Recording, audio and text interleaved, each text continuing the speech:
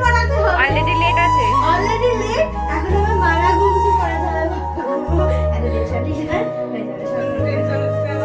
মানে মোদি আমাকে যেমন সাজাবে আমি তেমন। মোদির উপর পুরোটা আমি ছেড়ে দিচ্ছি। আমি মানে চোখ বুজে বলবো আমার ওদের করে চোখ খুলে ওরা কমপ্লিট। আমার আর কিছু না। মোদির মনের মতো করে মোদি আমাকে সাজাবে। কিছু নেই। পুরো লুকটা দেখার জন্য পুরো ভিডিওটা তো দেখতেই হবে। ও ছিল আমার 19th জানুয়ারির ফার্স্ট ব্রাইড, তো ও চলে এসেছিল আমারই লোকেশনে সাজতে।